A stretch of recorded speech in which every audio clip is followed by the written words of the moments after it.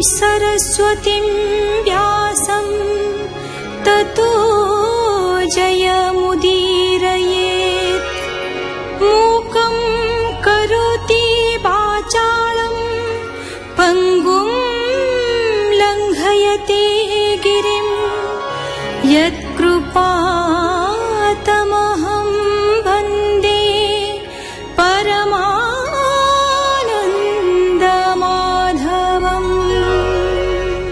भीम एवं जरासन्धଙ୍କ द्वंद्व युद्धरे दुहींक गदा घात प्रतिघात चूर्णीभूत होईछि। दुहें लड़िछन्ति 27 दिन काल। मीमांसा अनुपस्थित।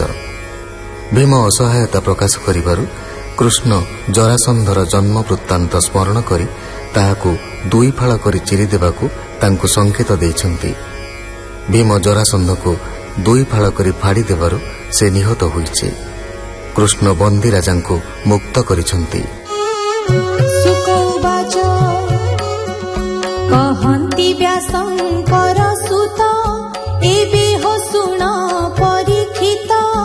भक्त बंधु भगवान राजांकु कहि दिव्य ज्ञान। ताहांक अभिषेकार्थे नारी पुरुष सते सते मार्जना करी सर्व राजा गोविंद कराइले पूजा। जरासन्धर पुत्र हस्ते भावी गोविंद अनुमते राजा उचिते अलंकार पुष्प चंदन वस्त्र सार रत्न मुकुट शिरे खंजी उत्तम अन्न जल भुंजी बसाई रत्नमय जाने गोविंद कोमल वचने। बोइले निज पुरी जीव यज्ञर आरंभे आसीब। अनेक सैन्य बल दे पेशिले प्रभु भावग्राही। हेमन्ते कृष्ण पर साधु राजाई बंचिले प्रमादु। जरानंदन सहदेव आनंदे पूजिला माधव। ताहाकु प्रभु भगवान अनेक कले सनमान। से राज्ये ताकु राजा करी कहन्ति अनुग्रहे हरि। तोर पियर दुष्टमती नृपति गणे देला शास्ति। ए मोर धर्मर संसार एथे जे करे अविचार। मुताहा न पारई सही धर्म धारणे मोर देही। मोर चरणे चित दे सुखे तु पाळ निज मोहि। भीम अर्जुन बनमाली विमाने बसी हंस केली। पवन बेगे रथ चली इंद्रप्रस्थरे जाई मिली। शंख बजान्ते भगवान हर सहिले बंधुजन। बंधु बांधव प्रजाजन कृष्णଙ୍କୁ भावे कले मान्य। भीम अर्जुन नारायण बंदिले युधिष्ठिर चरण। जीवन्ते जरा नाश गला संक्षेपी कही नंद बला। बसिले धर्म सुत पासे सुनी नृपति मन तोषे। पुलक कले रोम राजी वाक्य न स्फुरे चक्षु बुझे।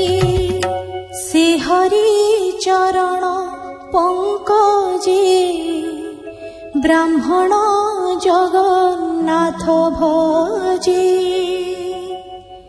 इति श्रीमद्भागवते महापुराणे पारमहंस्यां संहितायां दशमस्कन्धे कृष्णादिआगमने 870तम अध्यायः। सुकौवाच एबे हो सुण नृपमणि जरासन्धर वध शुणि। कृष्ण महिमानुभव आत्मा कल्पित कार्यलाभ। ଯୁଧିଷ୍ଠି ବୋଲେ ପ୍ରିୟ ମନେ କୋମଳ ଗଭୀର ବଚନେ। ଯୁଧିଷ୍ଠିର ଉବାଚ ବ୍ରହ୍ମା ଶଙ୍କର ଆଦି ଯେତେ ଦେବେ ଅଛନ୍ତି ଏ ଜଗତେ, ତୋର ଦୁର୍ଲଭ ଆଜ୍ଞା ପାଇ ଶିରେ ବହନ୍ତି ଦୋଷ ହୋଇ। ହେମନ୍ତ ପ୍ରଭୁ ମହାବାହୁ ତୁଝେ ମୋହର ଆଜ୍ଞା ବହୁ, ମୁହିଁ ମୋହର ଏ ଶରୀର ହେମନ୍ତ ପଶୁଙ୍କ ବିଚାର। ଏ ତୋର ମାୟାର ବିକାର କେ ଜାଣିପାରେ ଦାମୋଦର, ବୋଲନ୍ତି ସୁକ ମହାଜତି ଶୁଣ ରାଜନ କୁରୁପତି। ଧର୍ମନନ୍ଦନ ଯଜ୍ଞ କାଳେ କହି ଗୋବିନ୍ଦ ପାଦ ତଳେ, ସଙ୍ଗତେ ଘେନି ନର ହରି ମୃତ୍ୟୁଜ ଚାରିବେ ଦୁବରି। ଶ୍ରୀ ବେଦ ବ୍ୟାସ ଭରଦ୍ୱାଜ ସୁମନ୍ତୁ ଗୌତମ ଦ୍ୱିଜ, ମଧୁଛନ୍ଦା ଯେ ବୀରସେନ ଅକୃତ ବ୍ରଣ ମୁନିଜନ। ଅଣାଇ ନାନା ମୁନିଗଣ ଆଦରେ ପୂଜି ଭୀଷ୍ମ ଦ୍ରୋଣ, କୃପ ସହିତେ କୁରୁନାଥ ସଙ୍ଗେ ଘେନାଇ ପୁତ୍ର ସତ। ବିଦୁର ଆଦି ବନ୍ଧୁ ଯେତେ ମିଳିଲେ ଆଖଣ୍ଡଳ ପ୍ରସ୍ଥେ, ବ୍ରାହ୍ମଣ ଆଦି ଚାରି ବର୍ଣ୍ଣ ଯଜ୍ଞ ଉତ୍ସବେ ଆଗମନ। ଭୂମିରେ ଯେତେ ନୃପଗଣ ଯଜ୍ଞ ମଙ୍ଗଳେ ନିମନ୍ତ୍ରଣ, ପ୍ରକୃତି ସଙ୍ଗତେ ମିଳିଲେ ଧର୍ମନନ୍ଦନ ଯଜ୍ଞ କାଳେ। ଶଙ୍ଖେ ଉଦକ କୁଶକରେ ବିପ୍ରେ ବରିଲେ ମନ୍ତ୍ର ସ୍ୱରେ, ସର୍ବ ସୁବର୍ଣ୍ଣ ପରିଚ୍ଛଦ କେ କହୁ ଯଜ୍ଞର ସମ୍ପଦ।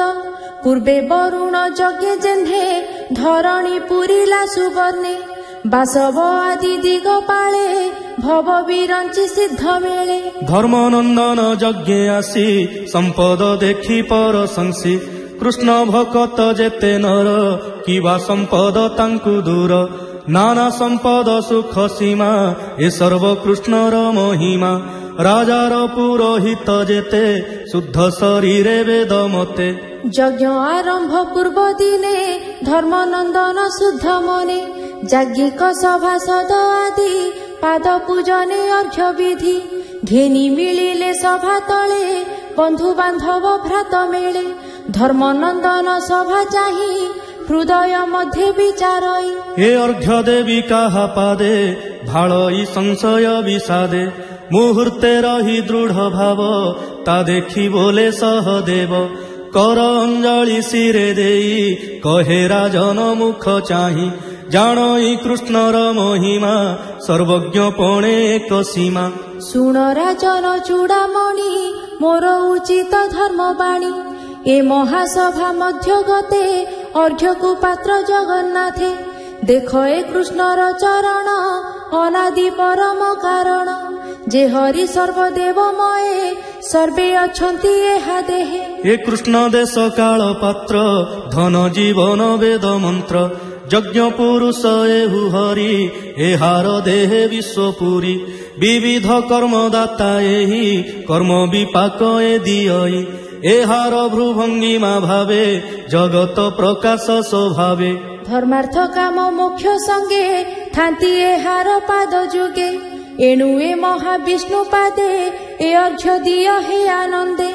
କର୍ମର ଫଳ ଏହା ପାଦେ ଯେ ପ୍ରାଣୀ ସମର୍ପେ ଆନନ୍ଦେ, ଏହାକୁ କର୍ମ ଫଳ ଦେଇ ଅନ୍ତେ ଅନନ୍ତ ଫଳ ପାଇ। ହେମନ୍ତ କୃଷ୍ଣର ସ୍ୱଭାବ ଜାଣି କହିଲା ସହଦେବ, ଶୁଣି ସହଦେବ ବଚନ ସଭାର ମଧ୍ୟେ ଯେତେ ଜନ। ସର୍ବେ କରନ୍ତି ସାଧୁବାଣୀ ଧର୍ମନନ୍ଦନ ତାହା ଶୁଣି, ପ୍ରଣମି ପ୍ରିୟ ଭାବେ ଭୋଳ ଗୋବିନ୍ଦ ପାଦେ ଅର୍ଘ୍ୟ ଜଳ।